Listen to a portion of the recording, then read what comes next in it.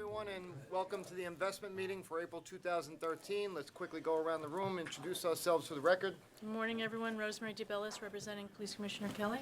Doug Maynard for the Police Department. Barry Dennis, SAS. Dan Torelli, PBA. Joe Alejandro, PBA. Pat Engie, PBA. Bob Ganley, SBA. Lou Turco, LBA. Chris Monahan, CEA. Bob North, Actuary.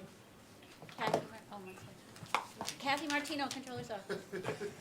Yvonne Nelson, Controller's Office. Barry Miller, Controller's Office. Sina Uri, Controller's Office. Thad McTee, Controller's Office. Larry Schloss, Controller's Office. Justin Holt, Department of Finance. Janice Emery, Mayor's Office. Bob Sensky, State Pension Fund. Kevin Holleran, Pension Fund. Alex Dernier, Controller's Office. Good to go? Okay, Good to go. Okay, we have a short agenda today. Held over from last month, we have the quarterly review of the real estate that Yvonne will give. Yeah, so I'm gonna give you the highlights. I'm gonna stick on one page. That's page 8 of your board book. We're gonna review the third quarter performance 2012. As you know, there's a lag in the alternative asset classes, so sorry that we're talking about September 30, but just wanted to let you know that as of that quarter, the market value of the police portfolio was about $811 million. We have about close to 500 million commitments that we have yet to fund, and there's an overall exposure to the asset class of $1.3 billion. There's a 6% allocation to the real assets asset class, and as it relates to real estate, we're 3% invested, and on that exposure level, we're about 4.7% committed. The portfolio is well diversified. We have about 43 investments, 30 managers. The portfolio pursues both core and non-core strategies. This particular point, we're about 13% international, on our way to building a global portfolio. So in terms of our performance on our IRR basis, as of third quarter 2012, the net IRR was 1.5% with an equity multiple of 1.0 times. So I'm going to talk about the performance for the quarter right now. We're using the newly approved benchmark of Odyssey Net plus 100 basis points. We added that premium in recognition of the fact that the portfolio was comprised of both core and non-core strategies. For the quarter, the police portfolio delivered a return of 3.2%, 40 basis points above the benchmark of 2.8. As we see down below, there's a graphical depiction of the performance of the police portfolio versus that new benchmark. The police portfolio is in the blue bar or the darkly shaded bar, and as you can see, for the quarter and the 1 year and the 3 year, we've outperformed the benchmark.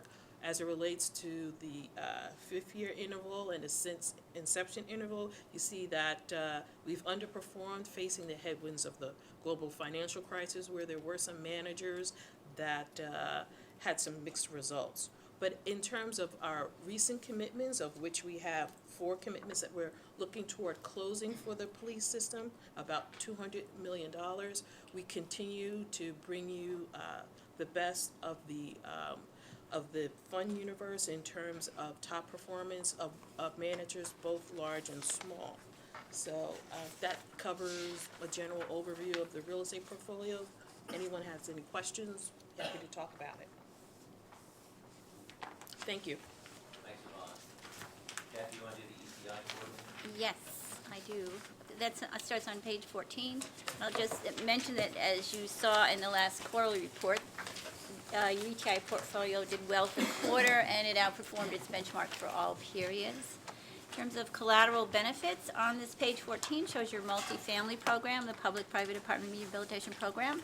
And in that second row, it shows that you made $6.5 million in new commitments for housing projects in the Bronx, Queens, Brooklyn, Manhattan, 4 out of the 5 boroughs. And you purchased loans of about $1.5 million in Staten Island, Brooklyn, and Manhattan. In Turning to page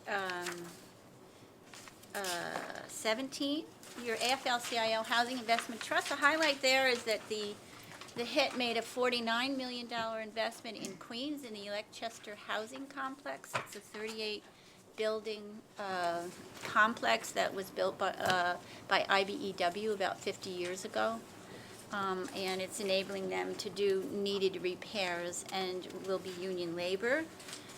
Page 18 shows your CPC term loan, formerly known as the CPC revolver, and that's been paying down regularly, and in the last quarter paid down. I think this is an investment that's timing out, and so they paid down almost $1 million in the last quarter to police, and the number of projects that are funded out of that revolver are also reducing. On the next page, the Access portfolio, there was just a small amount of activity in the single-family side, but other than that, no major changes. And then the last page shows performance. Are there any questions? Thank you. Okay, that gets us to the February report. Everybody have one handy? Tyler? Basically, February is moving right along after January. So if you get to page 32, police pension fund is at another all-time high. It's 28.2 billion. And March was also up, so I think we crossed 29 billion. Let's stay tuned for that next month. If you go to page 33, since we're cooking along, we're above the trend line, which the 10-year number is now 8.74%. I know Bob North likes that number. If you look at the asset allocation, we're basically where we were before. Look on page 35. We're a little over-allocated U.S. equities, underweighted core and tips, overweighted high yield. If you go to the results, the markets on page 39, it was a pretty quiet month, actually. Again, the first block is the U.S. markets were up, equity markets were up about 1%. International markets were down about 1%. The treasuries are plus or minus 0.5%. The same thing for high yield. All of which gets you to page 40. We made about 0.5% in the month, which gets the fiscal year to date for 8 months to about 10.3%. And our estimate is we're pushing 12% through the end of March. So all systems are good, markets are going up, we like it. Money manager's doing all right, plus or minus. So that's about it. February was a again, we made some money in choppy markets. March, I think we made more money, so that's the story. What would be the annualized return I wouldn't annualize that. projected Check. for the fiscal year? You have an idea? For 9 months, you're gonna be around 12. Right. So if you analyze 12, you get to 16. Let's not do that. Yeah. But, you know, we're trying to get to 7 net. I feel pretty good so far that I'm we'll just get trying to to the see 7. if we beat 8. If we beat 8, Okay, you know, that'd be good. that'd be good. Considering the world was supposed to explode, you know. Let's put it all in cash and go home. Yeah, we could all go. That'd be good. Yeah, you know, again, We're on 22 9 months, July. 12, you'd like to think you get to 8. Yeah. Right. Like it. All right, so all good. Any questions?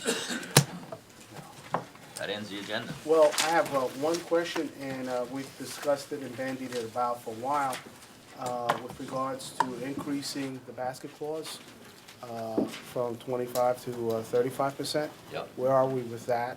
I know the state controller had an interest in also doing it for the state system, but where are you with that? Thad? So, as we did this board, we went to the other boards, and 4 of the 5 systems have approved collaboratively pursuing an increase in the basket to 35%. At the request of the mayor's folks, we had a meeting with them about 3 weeks ago, and we're waiting to hear back a response as to what the mayor's position may be in working collaboratively with us and the boards to pursue legislation in Albany. We still have not had a response as of yet. from the mayor's office? Correct. Is there anybody, nothing? We don't have anything at this point. Would it make some sense, Joe, maybe to have that as an agenda item next month, so that the I think board it is should, fully because, informed? the board's pretty much concerned with this issue. And I know the state is also concerned and trying to move the needle a little bit on it. I think it should be an agenda item. We would concur, many of the folks here are much better at understanding the legislative process than I am. But now that the budget's done, you're into April, time, I would tell you, is not our friend, so we need to get moving. So I'd like to see a little presentation on it, and then hopefully there'll be some movement on this. Maybe the mayor's people can bring it to the mayor's attention, and maybe we can see if we can get this done before elections. I guess the presentation you're looking for wouldn't be from us, we've already presented to you, so I guess it's over to Well, I guess, the mayor's office. yeah. Yeah, we'll see. I don't know if what else needs to be done then, to make it an agenda item? And see if there's gonna be some movement from the mayor's office? I don't know. I mean, the last time there was a basket cost change, there was no comment from the mayor's office at that time. So I'm not sure why that's required. The boards have already approved it collectively, well, 4 of the 5 boards, right? Well, I guess to get the muscle of the mayor to, I Yeah. guess, go upstate and. That wasn't needed last time, evidently. So, I think when you look at the history, there's been times when the people have worked collaboratively on this, and, I think that was the board's hope, and I know the boards know this history, but when you sort of look at what we've done in terms of the asset allocation, I would say that there was an expression from the mayor's pension office when we did the allocation in 2011, we talked about 25. There were clearly, Barry did some work about 35, so I don't think it was news to anybody that our expectation was that we needed to get this increase to get to 35. So, I think an update next month would be helpful, because in my mind anyway, I think that all of a sudden not having a response when you told us you'd have a response at our meeting, and it's sort of contrary to what the board did up to 2 years ago, that we sort of worked with the expectation, the asset allocation, that we would move to 35. So I think a courtesy of a response would be appreciated. I mean, unless the board disagrees. Well, given that the board, we've already talked about this issue for so long, I think it would be at least a good idea to find out exactly where the city wants to be on this issue. If they're going to agree, I wasn't at this meeting, this was a meeting amongst yourselves, and if there was agreement as to that they'd get back to us, get back to the controller's office, considering that the board is already, or all the boards have pretty much spoken about this issue, I think it would be a good idea to just hear what the mayor's office wants to do with this. Yeah, we just don't have a position at this time. Okay, well, maybe next month you will, so hopefully we'll have an answer. Okay. That ends the agenda. Okay, so motion to leave the public session and go into executive session. Second? Second. Okay, just 5 minutes to break down the cameras. Thank you.